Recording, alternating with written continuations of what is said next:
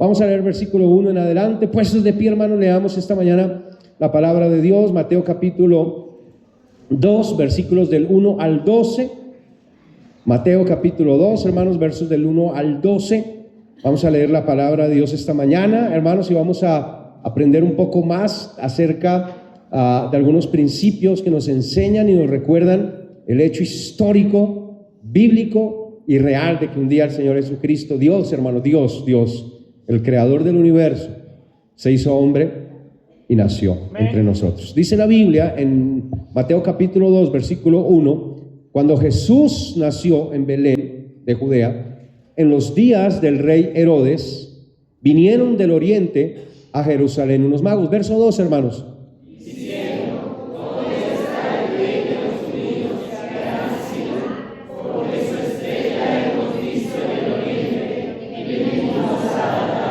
Oyendo esto, el rey Herodes se turbó y toda Jerusalén con él.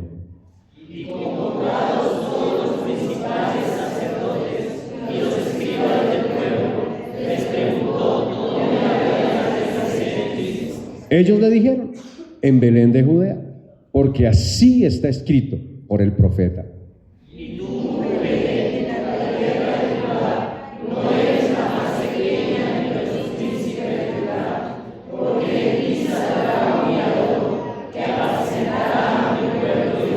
Entonces Herodes, llamando en secreto a los magos, indagó de ellos diligentemente el tiempo de la aparición de la estrella.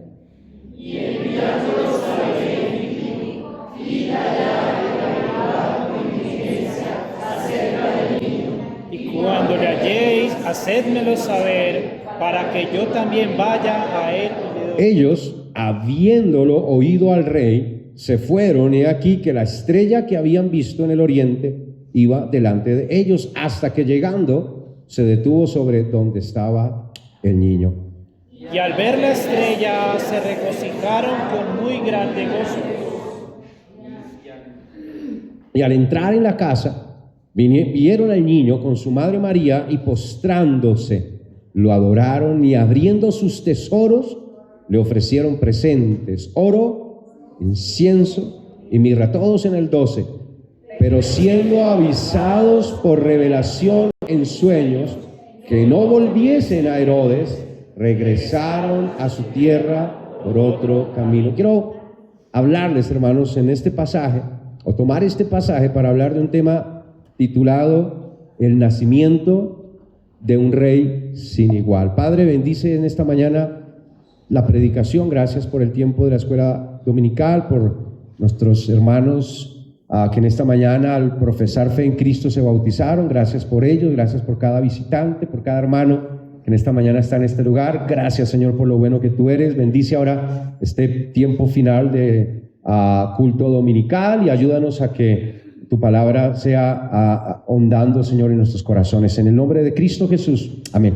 Amén, hermano, esta mañana su lugar. El nacimiento de un rey sin igual. Hemos estado estudiando, hermanos, en las semanas pasadas Lucas 1, Lucas 2. Hemos visto varios principios, hermanos, ahí dentro del contexto antes del nacimiento del Señor Jesucristo. De hecho, la mayoría de títulos le colocaba yo la palabra víspera. Lo que significa víspera es antes o lo anterior a la Navidad o al nacimiento del Señor. Vimos el tiempo en el que María escuchó la noticia de parte del ángel de que quedaría encinta. Vimos ejemplo de María, vimos el ejemplo de Elizabeth como siervas de Dios.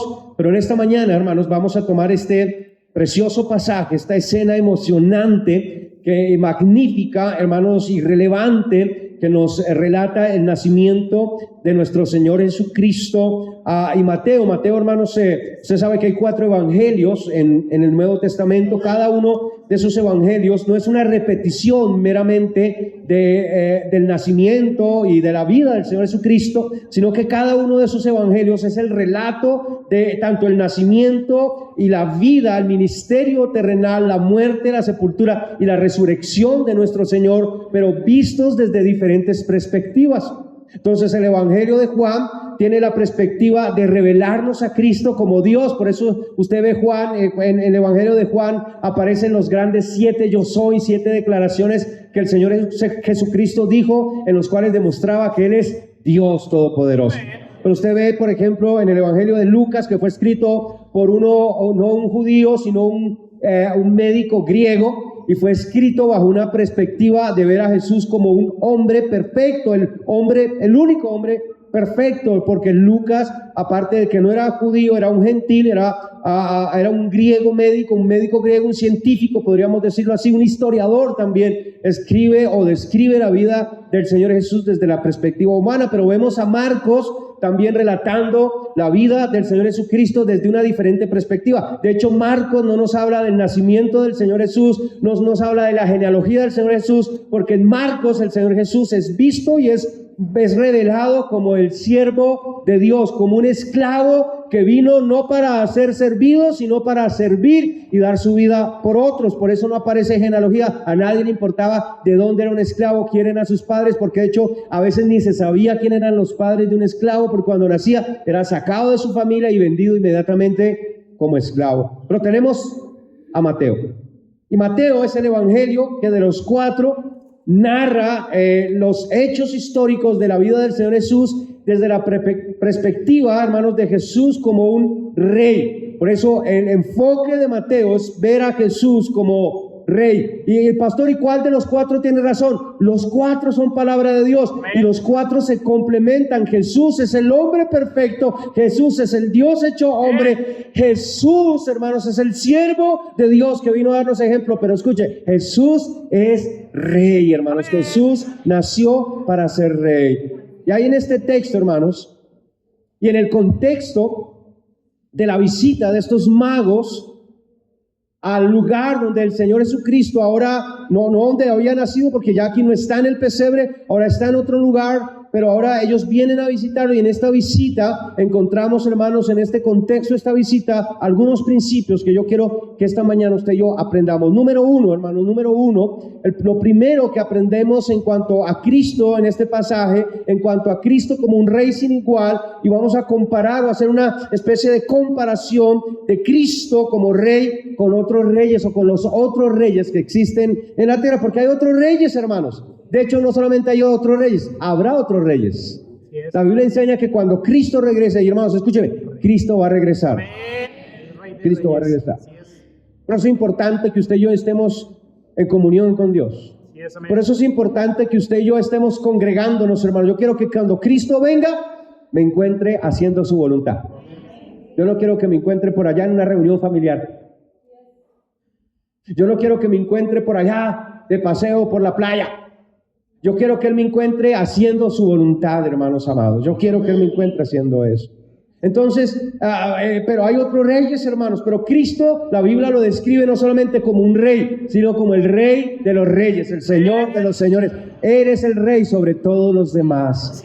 ¿Y qué es lo que lo hace diferente? Número 1, en este pasaje encontramos que Jesús es un rey sin igual, porque el reino del Señor Jesús es un reino universal. Mire conmigo el verso 1. Cuando Jesús nació en Belén, de Judea, en los días del rey Herodes, vinieron del oriente a Jerusalén unos magos. Ahora, para entender, hermanos, este pasaje, que nos muestra, hermanos, a Jesús como un rey único, un rey cuyo reino es universal, necesitamos entender quiénes eran estos magos. Porque, hermanos, estos magos, a contrario a lo que algunos piensan en su mente por quizás ignorancia de la Biblia, otros porque hemos sido mal enseñados, estos reyes no son lo que usted y yo, hermanos, pensamos que eran. Primero no eran 3 y mucho menos se llamaban Gaspar, Melchor y Baltasar. ¿Cómo? Baltasar. Esos nombres, quién sabe de dónde los sacaron, quién sabe quién se los inventó, pero no están en la Biblia. Tampoco eran 3, eran una gran comitiva de quizás 60 o 70 personas que venían desde lejos. Pero tenemos que empezar entonces por aclarar que la palabra mago que aparece aquí, hermanos, no significa lo que hoy en la mayoría de ocasiones significa. Cuando usted y yo escuchamos la palabra mago, viene a nuestra mente a una especie de un brujo, ¿verdad? O de alguien con un sombrero que de ese sombrero saca conejos, palomas o cartas, o quién sabe qué cosas, ¿verdad? En realidad, hermanos, la palabra mago que describe aquí este texto viene de una raíz que significa alguien grande, alguien importante, alguien trascendente, alguien con mucho conocimiento. Un mago era alguien importante. Específicamente, hermanos, un mago era alguien que pertenecía a una tribu de los medos que había llegado a desarrollar grandes conocimientos y habilidades en cuanto a la astronomía, no astrología. Eso es otra cosa, astronomía. La astronomía y la astrología no son lo mismo, se parecen pero no lo son. La astronomía es una ciencia que estudia los astros. La astrología es una pseudociencia o una mala costumbre que mezcla las religiones antiguas, la magia negra, la brujería, para supuestamente a través de los astros darnos una idea de lo que va a suceder en el futuro. Son dos cosas muy diferentes. Muchos de estos magos, hermanos, después de haber estudiado las muchas religiones, porque ellos estudiaban no solamente los astros, estudiaban astronomía y estudiaban también religiones, todas las que hubieran. Ellos habían estudiado todas las religiones que existían en ese entonces y habían llegado a la conclusión que existía únicamente un Dios. Y que ese Dios único, verdadero, Amén. el único Dios real, Así es.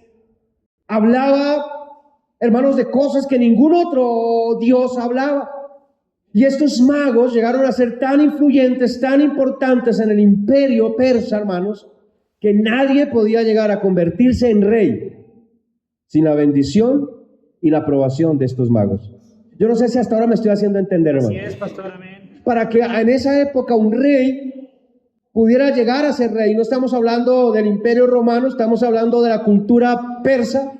Y en la cultura persa, hermanos, que antecedió a la cultura romana, para que alguien se convirtiera en un rey, ese rey primero tenía que recibir, por decirlo así, la bendición de estos magos, la aprobación de estos magos.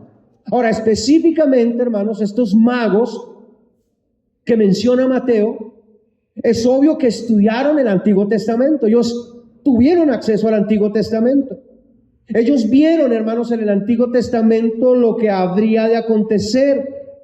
Ellos estuvieron estudiando las profecías acerca del Mesías y estuvieron viendo que un día, hermanos, Dios enviaría a alguien a este mundo para que fuera rey sobre este mundo, para que gobernara este mundo, que sería alguien sin comparación, que sería, ellos conocían a muchos reyes. Otra vez repito, sin ellos, sin la aprobación de ellos, nadie podía ser rey. Ellos habían conocido a muchos reyes, pero ellos habían leído la palabra de Dios, que vendría un tiempo en donde el Dios del cielo, el glorioso Dios del cielo, enviaría a su Hijo a un lugar específico en Medio Oriente, que nacería para ser un rey sin igual. Amén. Ahora ellos, guiados, hermanos, de alguna manera por Dios, emprendieron un viaje de más de 1,600 kilómetros a lomo de camello.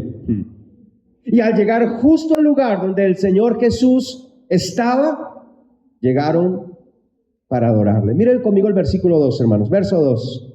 Nota el verso 2. Versículo 2, diciendo: ¿dónde está, note, el rey de los judíos, que ha nacido? Porque su estrella hemos visto en el oriente y venimos a adorarle. Ahora, note, hermanos, que ellos no tenían ninguna duda de que Jesús era el rey prometido. Ellos no vinieron tratando de investigar algo, tratando de comprobar algo. Ellos venían con la certeza y la seguridad de haber estudiado las Escrituras y de saber que Dios los había guiado hasta el mismo lugar donde el rey sin igual había nacido. Escúcheme, porque aquí hay un principio. Hay un montón de gente, hermanos, que hoy en día dicen ser cristianos, que dicen creer en Jesús, pero escúcheme, vacilan al momento de adorarlo. Dicen que creen en el Señor, pero no le siguen, no le obedecen, no lo honran. Tremendo. Aquí tenemos a un grupo de personas que no eran judíos, que no pertenecían al pueblo de Dios, que eran en cierta manera paganos, pero que habían estudiado las Escrituras, que habían estudiado la Biblia y que habían llegado a la determinación que había nacido el que Dios en el Antiguo Testamento había prometido, y vinieron con una razón, vinieron con una determinación, vinieron para adorarlo. Yo esta mañana preguntaba en la escuela dominical, ¿qué está haciendo usted aquí en este lugar? ¿Qué lo motiva esta mañana a venir a este lugar? Hermano, cuando usted y yo entendemos quién es Jesús, vamos a tener la determinación segura y sin vacilación de adorarlo, de seguirlo y de obedecerlo. Ahora, los magos, hermanos, dicen que hubo algo que les guió a este lugar. Y ellos tenían por tanto seguridad de que aquel niño que había nacido era quien ellos esperaban que naciera. Amén. Por eso dice el texto, porque su estrella hemos visto en el oriente. Ahora escúcheme, la palabra estrella aquí es una palabra que puede estar hablando de cualquier cosa que brilla.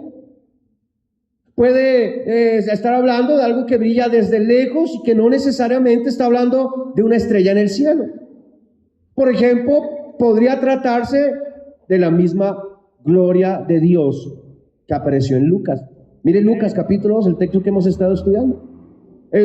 La traducción dice que su estrella hemos visto en el oriente.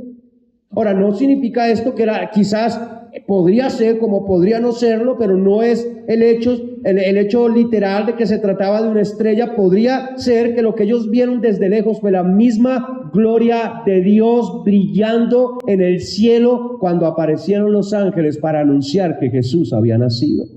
Dice el versículo 8, había pastores en la misma región que velaban y guardaban las vigilias de la noche sobre su rebaño, y aquí se les presentó un ángel del Señor, y mire, y la gloria del Señor los rodeó de resplandor, y tuvieron gran temor.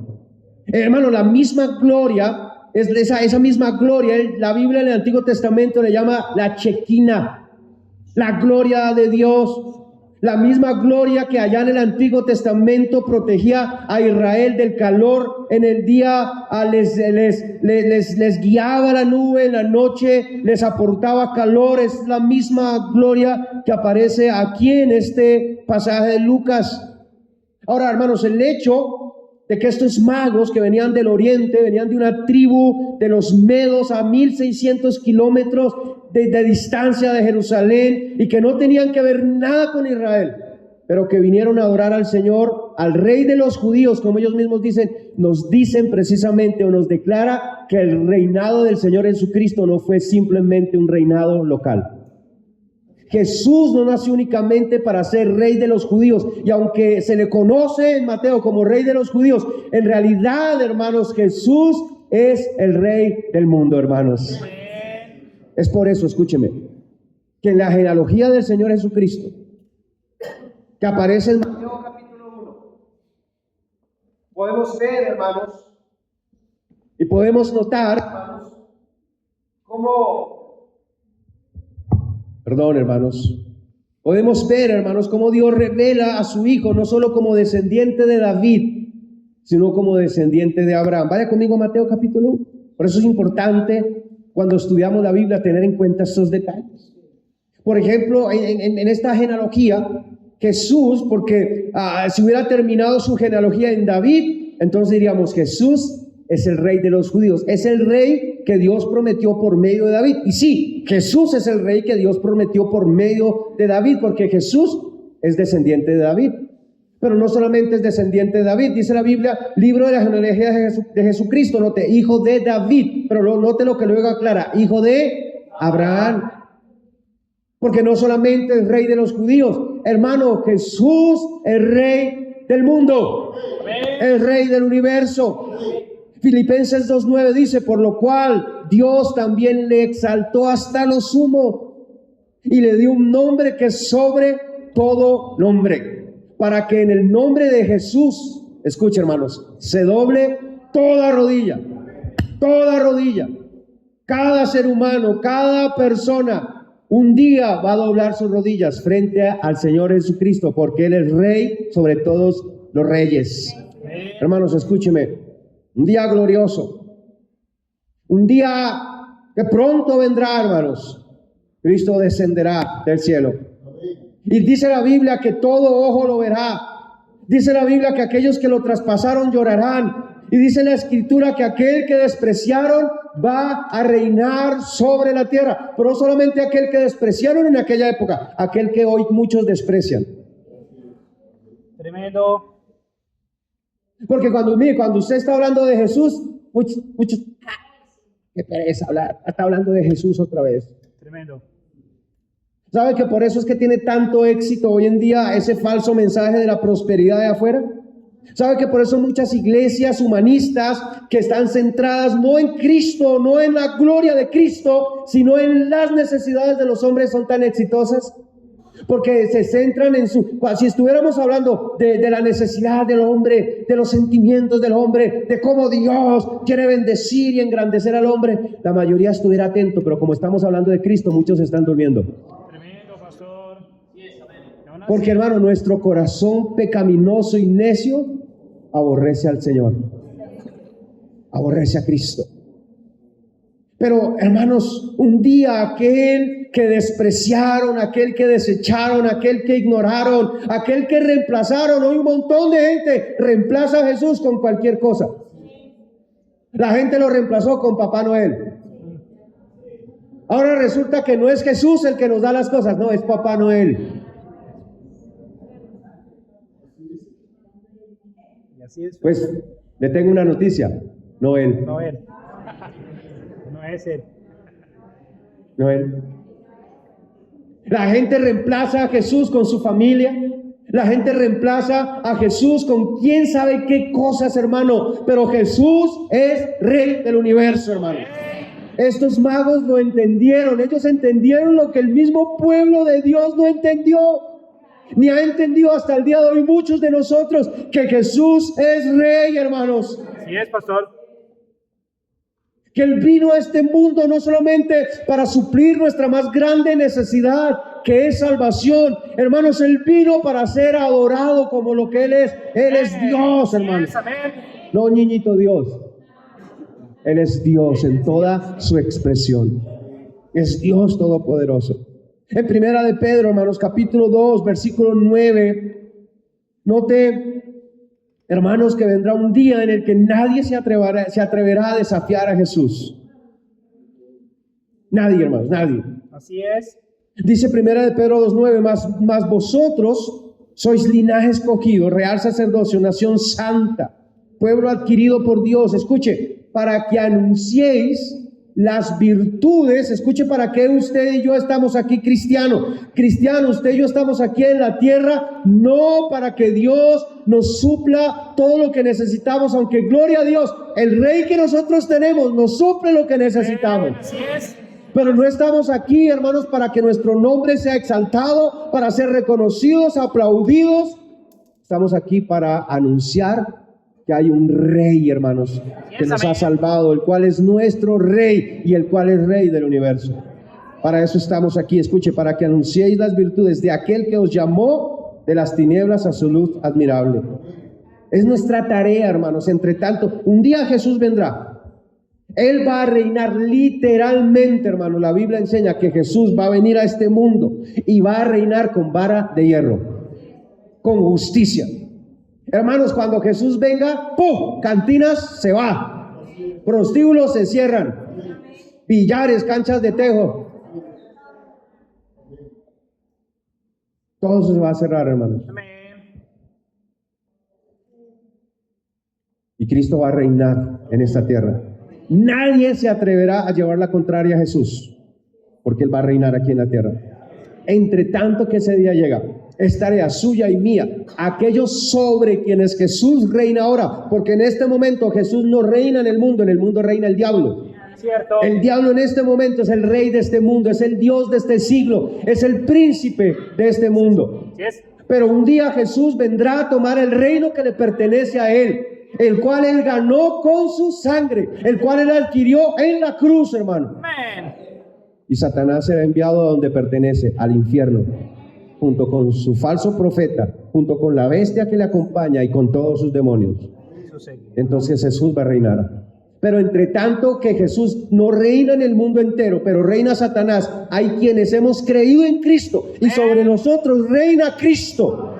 Nuestra vida le pertenece a Cristo, nuestra mente, nuestro corazón, todo nuestro ser le pertenece a Él. Es nuestra tarea con nuestra vida y con nuestras palabras aclamar a este mundo, decir a este mundo, hermanos, declarar a este mundo que hay un rey, hermanos, que es Jesucristo y que reina sobre nuestras vidas. Escúcheme, hermanos, Jesús es mi rey. Mi familia no reina sobre mí, Jesús reina sobre mí. Yes. El gobierno no es mi rey, es el gobierno y lo debo respetar, y hasta donde Dios me lo mande yo debo obedecerles, pero el gobierno no es mi rey, Jesús es mi rey. Así es. ¿En serio así es? Dios permita que así sea, hermanos. Así es. Hermanos, nuestra tarea, hermanos, entre tanto Él viene a ocupar su trono universal, es proclamarle a Él, a cada criatura, a cada raza, a cada nación, como el único que les puede salvar, como el único que les puede perdonar, como el único que les puede dar entrada al reino celestial. Eso es lo que dice la palabra de Dios, hermanos. Note Mateo capítulo 28, hermanos. Mire el verso 16. Dice la palabra de Dios en el contexto de la gran comisión, pero a los 11 discípulos, porque ya Judas se había ahorcado, pero a los 11 discípulos se fueron a Galilea, al monte donde Jesús les había ordenado, y cuando le vieron, allá estaba resucitado, mire, le adoraron. Los reyes magos le adoraron, sus discípulos le adoraron, pero hay unos que dicen ser cristianos y no le adoran. Pero algunos dudaban, dice ahí. Y Jesús se acercó y les habló diciendo, escuche, toda potestad, toda autoridad. Mira lo que Jesús está diciendo. Jesús les está diciendo, escuchen, yo soy el rey. Así es. Ha resucitado el rey. El rey ha resucitado. Yo voy a dar una ilustración, pero ya no. Yo soy el rey, les está diciendo. Y escuchen, toda potestad me es dada en el cielo. Amén. Jesús está diciendo, yo soy el rey en el cielo y en la tierra.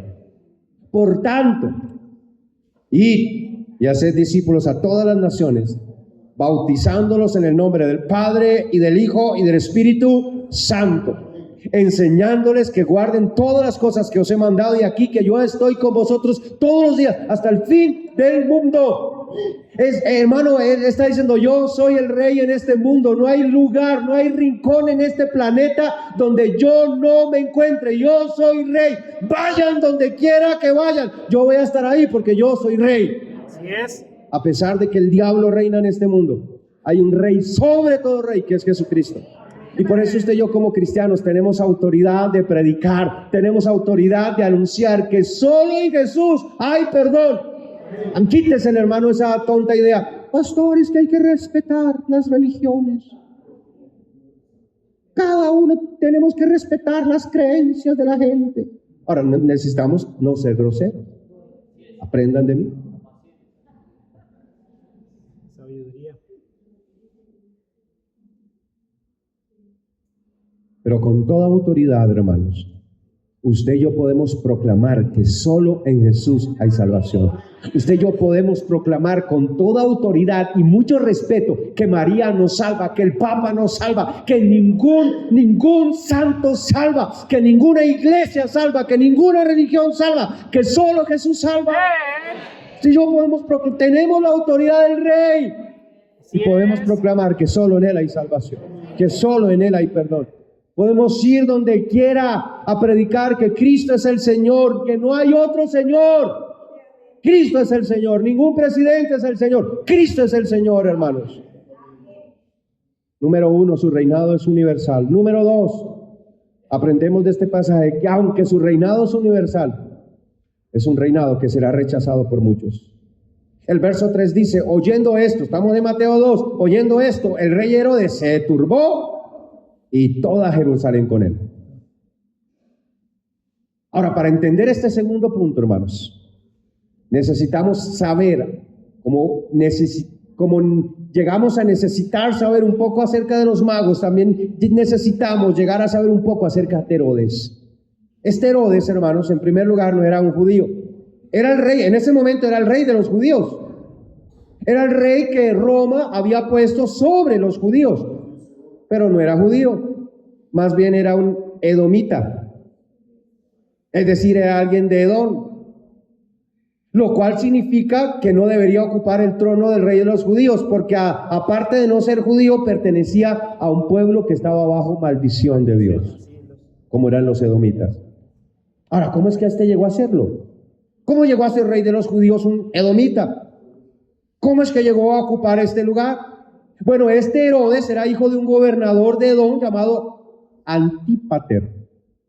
Y cuando los romanos, hermanos, conquistaron Jerusalén, este hombre astutamente se ganó el favor de los romanos, quienes lo pusieron como procurador de Judea.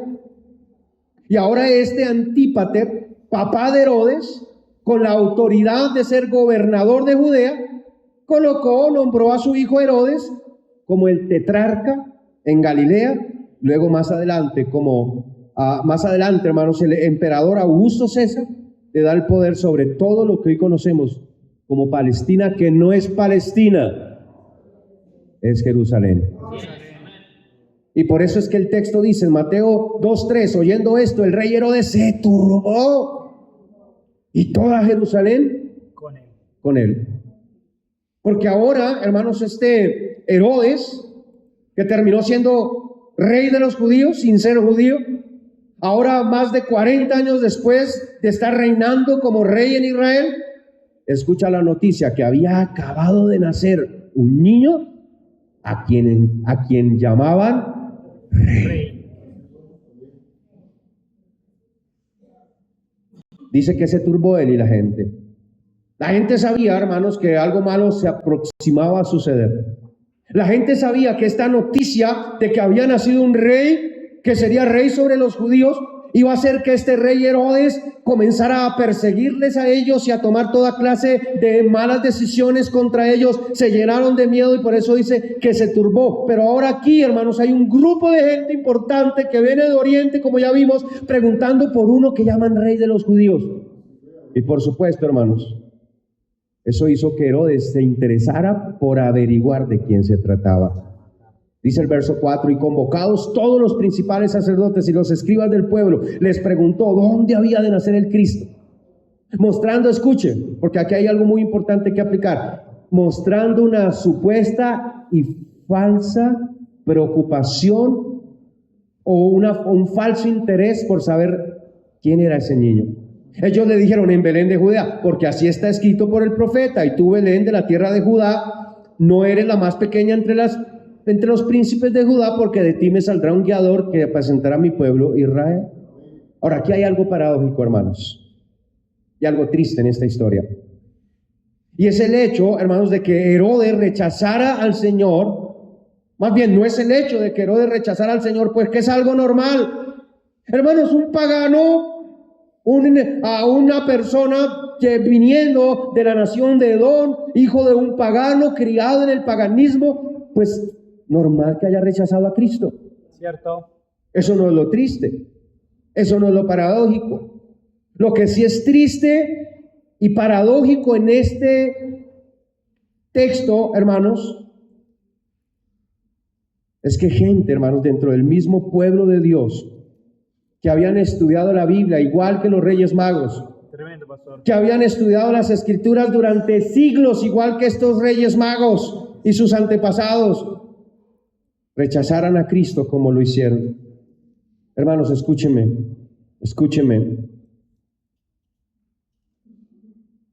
Hay muchas maneras de rechazar a Jesús. Hay una forma descarada como la de Herodes: no quiero saber nada de tal Jesús. Es más, quiero eliminarlo. Pero hay una forma pasiva de rechazar a Cristo. Y la forma pasiva de rechazar a Cristo se llama indiferencia. Porque aquí hay uno que le interesó el nacimiento de Cristo, porque sabía que el nacimiento de Cristo iba a atentar en contra de su propia persona y en contra de su lugar, el cual él anhelaba y codiciaba como rey de los judíos.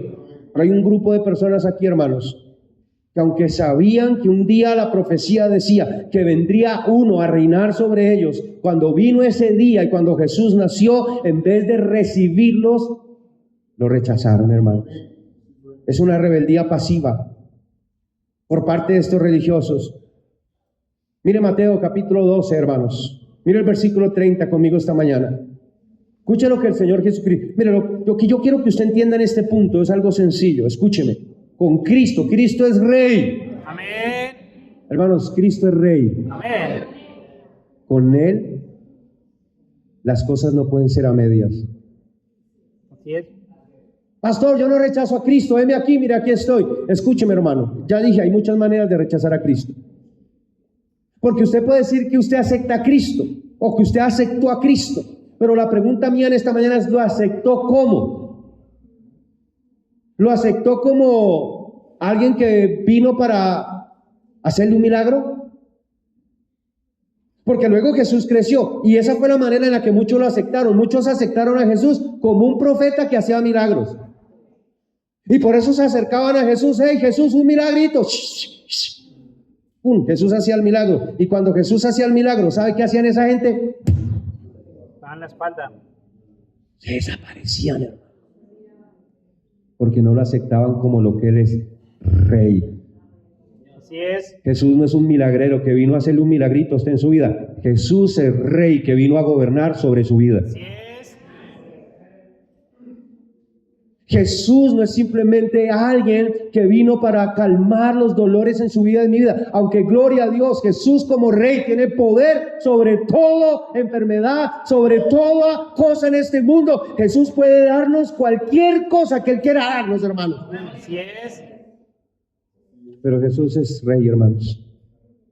Y entonces dice Jesús en Mateo 12:30, escuche: el que no es conmigo, contra mí es. Hermano, con Jesús no hay neutralidad. No, yo no rechazo a Jesús. Yo creo que Jesús es chévere, bacano. Me gusta Jesús. Hasta una camiseta que dice Jesús yo tengo. Y un parchecito en mi carro con un pescadito que dice Jesús yo tengo, pastor. La buena para Jesús.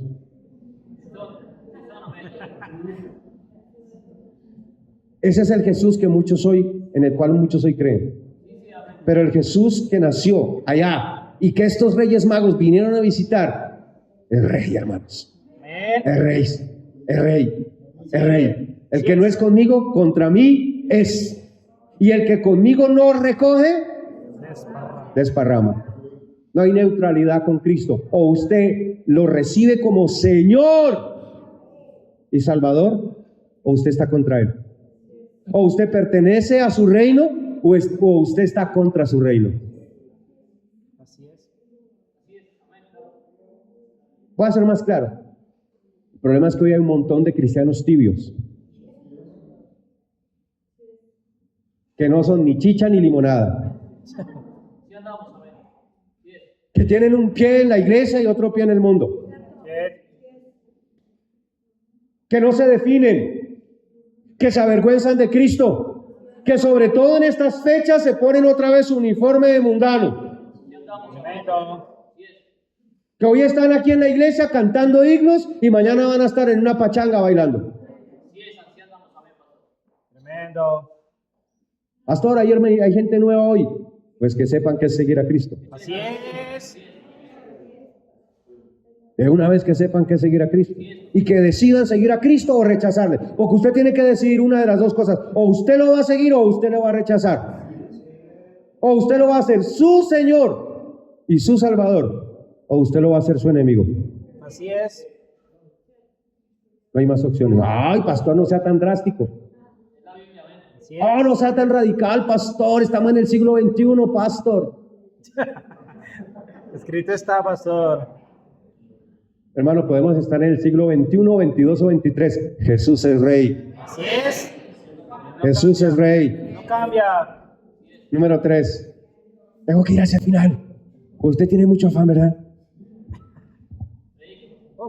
Falta. En tercer lugar, hermanos,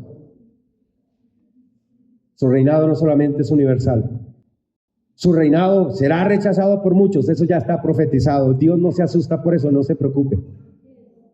Si usted lo rechaza, para Dios no será una sorpresa, aunque Dios no quiere que eso suceda. Dios quiere que usted le acepte porque Él lo ama a usted. Amén.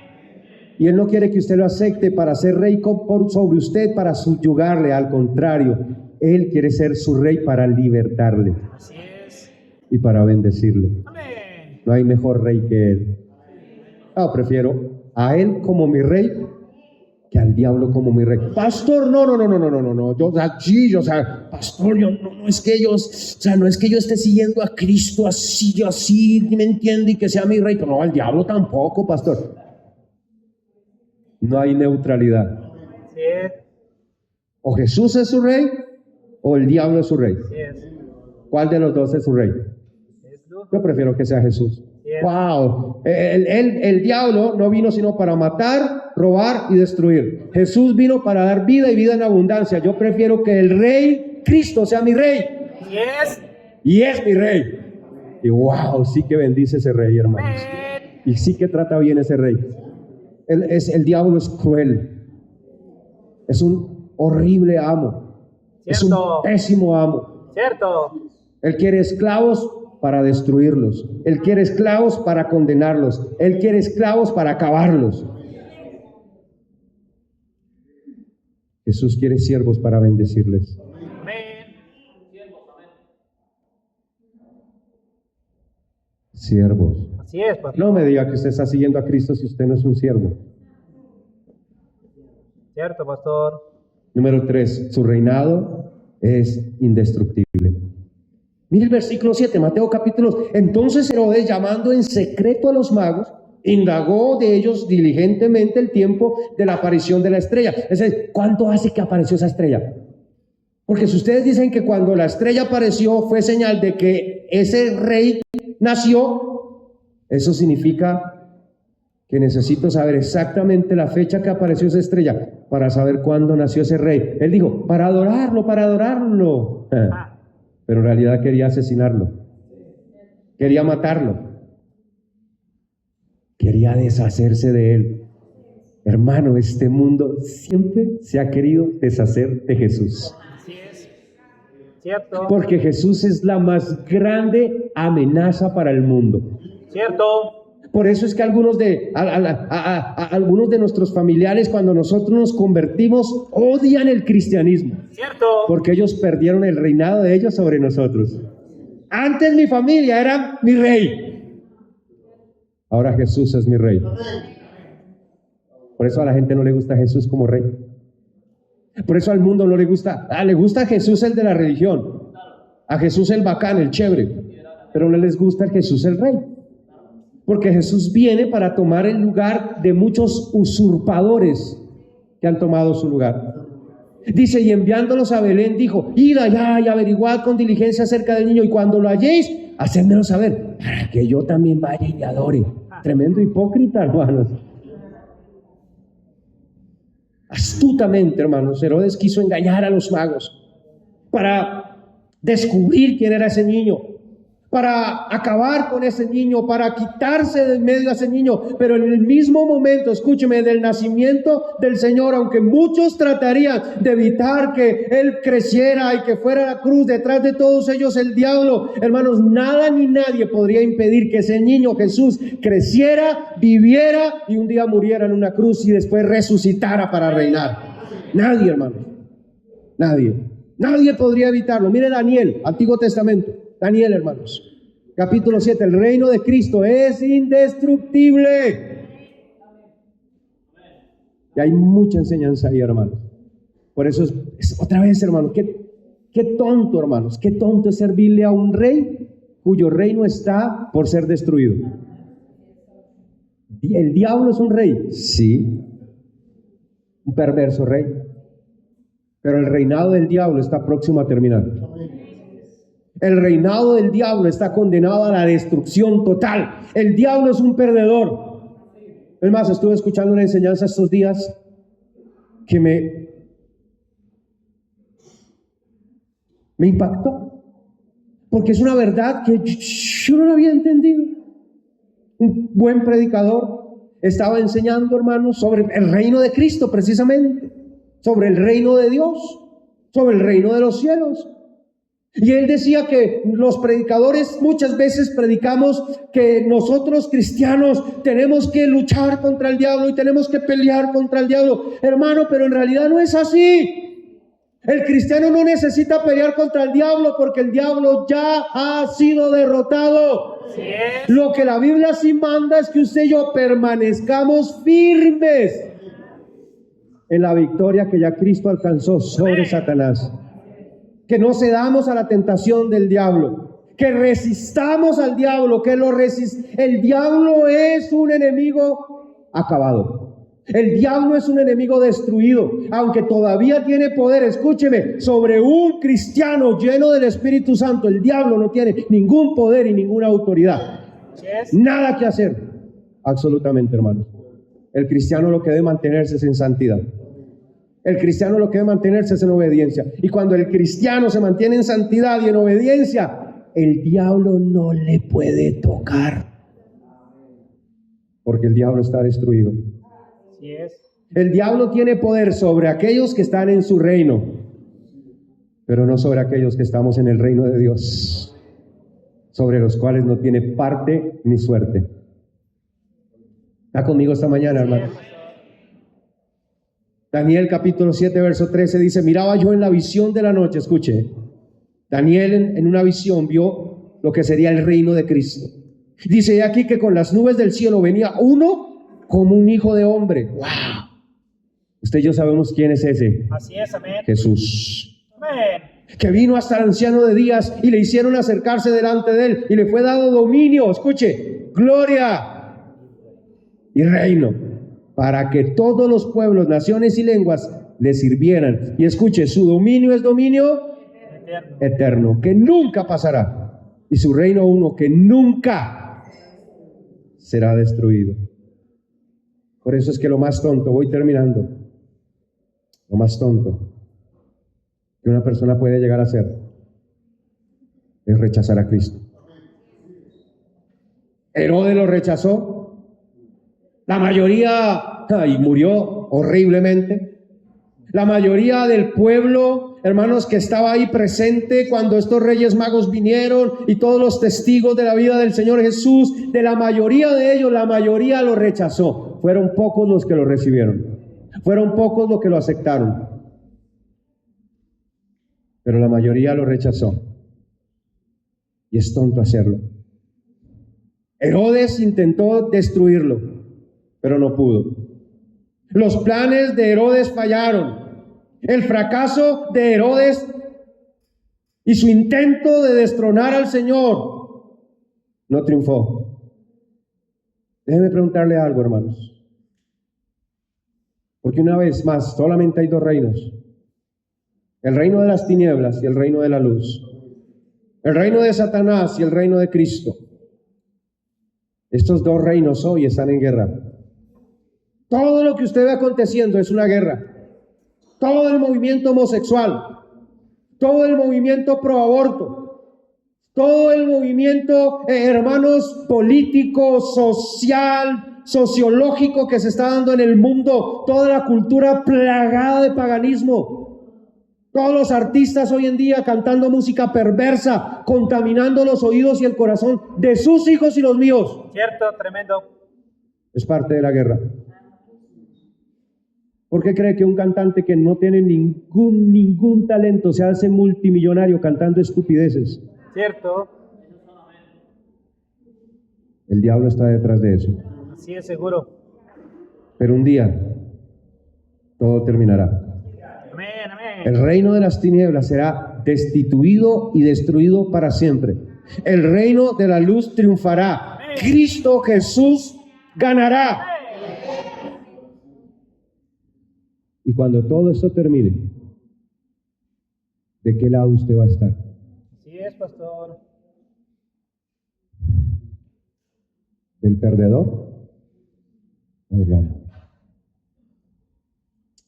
Esa es la trascendental decisión que usted y yo tomamos cuando decidimos ir en pos de este mundo o decidimos ir en pos de Cristo. Todos ojos cerrados, todo rostro inclinado. Todos orando. Padre, Señor, gracias por tu preciosa palabra en esta mañana, por traer luz a nuestras vidas, por recordarnos, Señor, lo que este mundo ha olvidado y lo que muchos cristianos están olvidando. Tu Hijo, Señor, el que nació en ese humilde pesebre, despojado de todo lujo y de toda riqueza, es rey, vino para ser rey. Estos magos lo entendieron y su reacción fue adorarle, fue postrarse ante él. Señor, cuánta falta hay entre nosotros hoy cristianos, Señor. Hemos convertido, Señor, a Cristo en una figura más religiosa. Hemos convertido a Cristo en simplemente un líder más, en una figura más, cuando en realidad Él es Rey. Padre, yo te pido, Señor, que nos perdones. Ayúdanos, Señor, ayúdanos, despierta nuestros corazones adormecidos, sobre todo en estos días de afanes, de lujo, de placeres, de compras desmedidas, de tanta mundanalidad, de tanto materialismo. Ayúdanos a, como cristianos, Señor, recordar que Cristo es Rey, que merece honra, que merece gloria, que merece que nos postremos ante Él, que nos rindamos ante Él, que le obedezcamos a Él, que le sigamos a Él, que le sirvamos a Él. Obra en el corazón de mis hermanos, tanto como en el mío, Señor. Trae arrepentimiento, Señor. Ayúdanos, Señor, a tomar una decisión radical, Señor. ¿Le seguimos o le rechazamos? ¿Le obedecemos o nos rebelamos? Perdónanos, porque hay demasiada tibieza en nuestras vidas, Señor.